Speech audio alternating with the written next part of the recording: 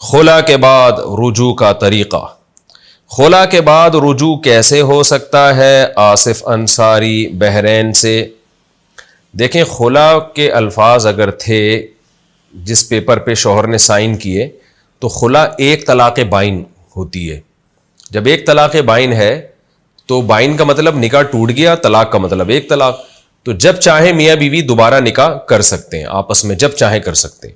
عورت کہیں اور نکاح کرنا چاہے گی تو عدت گزار کے کرے گی، عدت سے پہلے نہیں. اپنے پرانے شوہر سے کرنا چاہے گی تو جب چاہے کر سکتی ہے، بشرطے کہ اس سے پہلے 2 طلاقیں نہ دی ہوں. اگر پہلے سے 2 طلاقیں دے چکا تھا مرد تو پھر یہ خلا تیسری طلاق ہوگی، پھر نہیں ہو سکتا رجوع.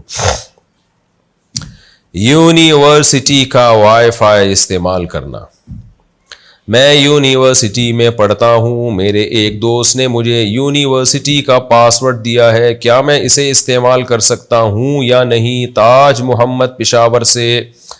تاج بھائی، نبی صلی اللہ علیہ وسلم نے فرمایا لا یحل مال امرئ مسلم الا بطیب نفس منہ.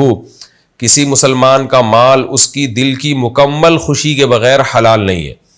تو مسلمان کا مال ہو یا ادارے کا مال ہو یا گورنمنٹ کا مال ہو، جو بھی متعلقہ امور کا ناظم ہے، جو بھی اس کا ایڈمن ہے، اس سے پوچھے بغیر آپ یہ کام نہیں کر سکتے، جو بھی مالک ہے.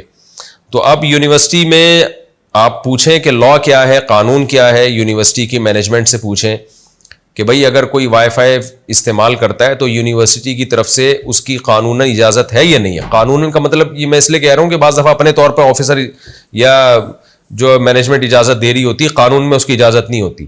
تو قانوناً اجازت ہے تو آپ وائی فائی استعمال کریں، قانون اجازت نہیں ہے تو پھر یہ استعمال آپ کے لیے ٹھیک نہیں ہے، کیونکہ بل جو ہے نا وہ یونیورسٹی پے کرے گی.